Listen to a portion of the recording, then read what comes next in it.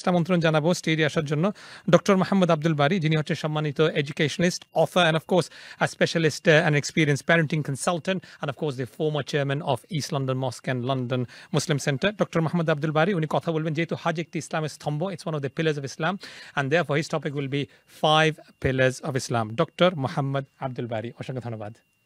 আসসালামু আলাইকুম ওয়া রাহমাতুল্লাহি ওয়া বারাকাতুহু। আলহামদুলিল্লাহি রাব্বিল আলামিন ওয়াসসালাতু ওয়াসসালামু আলা সাইয়্যিদিল মুরসালিন ওয়া আলা আলিহি ওয়া আসহাবিহি আজমাইন।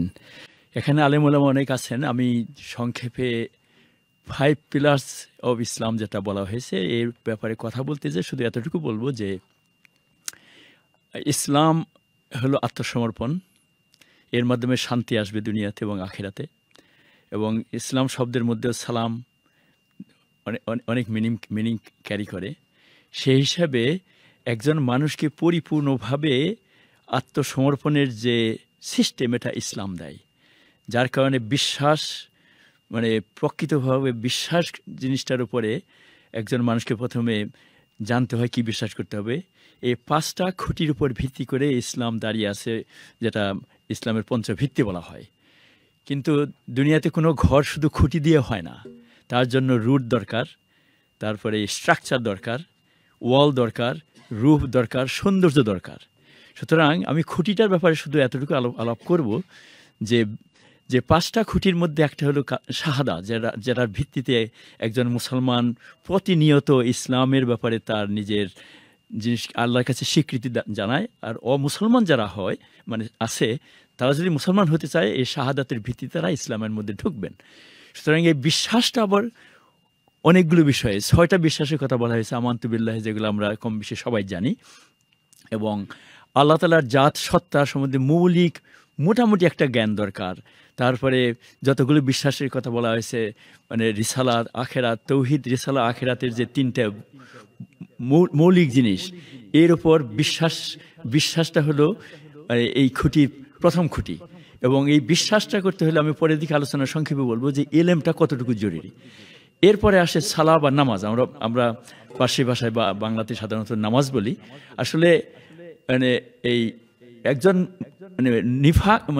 কুফর এবং ইসলামের পার্থক্য হলো সালাহ আদায় করে সালাহ।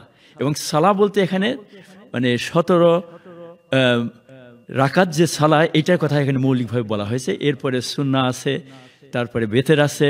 এবং রাসূল পাক সাল্লাল্লাহু আলাইহি ওয়াসাল্লাম দিনে 50 ওয়াক্ত নামাজ পড়তেন, 50 রাকাত নামাজ পড়তেন। এবং সত্যিকারভাবে যারা আল্লাহকে ভালোবাসেন তারা নামাজকে এমনভাবে আদায় করবে যে জিনিসটা নামাজের মুখ্য উদ্দেশ্য, সেটা হলো আল্লাহ তাআলা বলেছেন যে ইন্নাস সালাতা তানহা আনিল ফাহশাই ওয়াল মুনকার। ফাহেশ এবং মুনকার থেকে দূরে সরিয়ে রাখা হলো নামাজ একটা শিল্ড হিসেবে কাজ করে। এবং রাসূল পাক সাল্লাল্লাহু আলাইহি ওয়াসাল্লাম বলেছেন তোমরা এমনভাবে নামাজ পড়ো যেন তোমরা আল্লাহকে দেখতে পাচ্ছ। আনতা আবুদুল্লাহ কান্নাকা তারাহু ফা ইল্লাম তাকুন তারাহু ফা ইন্নাহু ইয়ারাক। কিন্তু আল্লাহকে তোমরা দেখতে পাবে না, আল্লাহ তোমাদেরকে দেখছেন, এটা বিশ্বাস করতে হবে। তো এই সত্যিকারভাবে নামাজটা যদি বা সালাটাকে যে কেউ যদি গ্রহণ করে, তার কিন্তু বাকি যতগুলো বিশ্বাস থেকে শুরু করে যতগুলো এই ভিত্তি আছে সেগুলো স্ট্রং হবে। এরপরে হলো জাকাতের কথা এখানে বলা হয়েছে, কারণ কালামে পাকে নামাজের সাথে কিন্তু জাকাতের কথাটা সাথে সাথে বলা হয়েছে বিভিন্ন জায়গায়। এবং জাকাতটা হলো সালাটা যদি হয় আমাদের সালা বা এবং রোজা, এটা আমাদের শারীরিক ইবাদত। জাকাতটা হলো আমাদের উপার্জনের ইবাদত, মালের ইবাদত, আমরা যেটা অর্জন করি। এবং দুটাই কিন্তু মৌলিকভাবে মুসলমানদের জন্য জরুরি। এবং যারা সত্যিকারভাবে জাকাত কিন্তু সবার জন্য আবার ফরজ হয় না। যারা গরিব মানুষ আছে, যারা জাকাত গ্রহণ করার যোগ্য, তারা কিন্তু জাকাত দিতে পারে না। সুতরাং সবার জন্য জাকাত ফরজ না। জাকাত ফরজ তাদের জন্য যারা হালাল উপায়ে উপার্জন করে, উপার্জনের একটা সীমার বাইরে যাদের এক্সট্রা কিছু থাকে, তার উপর জাকাত হবে।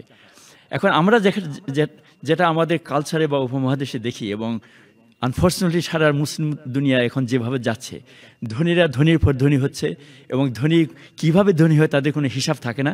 মালের আয়, খরচ, ইনভেস্টমেন্ট, এভরিথিং, এটা বিরাট প্রশ্নের ব্যাপার। এবং অনেকে এই পয়সা নিয়ে মানুষের কাছ থেকে পয়সা নিয়ে লুটপাট করে হজে যায় হয়তো বছরে, উমরা করতে যায় এবং মনে করে তাদের যাকাতটা তাদের উপার্জন বোধহয় কবুল হয়ে যাবে। কিন্তু আবু হুরায়রা রাদিয়াল্লাহু আনহুর একটা হাদিস আছে, সহিহ হাদিস, মুসলিম শরীফে এটা বলা আছে, সেটা হলো এমন একটা বান্দা যে উস্কু খুস্কু চুল নিয়ে ঘোরাফেরা করছে, আল্লাহ আল্লাহ বলতেছে, কিন্তু আল্লাহ কি জন্য তার দোয়াটা কবুল করবেন? কারণ তার আয় হালাল না, পানীয় হালাল না, কাপড় হালাল না, এবং এভরিথিং তার কোনো কিছু তার মধ্যে হালাল না। সুতরাং যার উপার্জন হালাল না, কিভাবে তার দোয়া আল্লাহ তাআলা কবুল করবেন?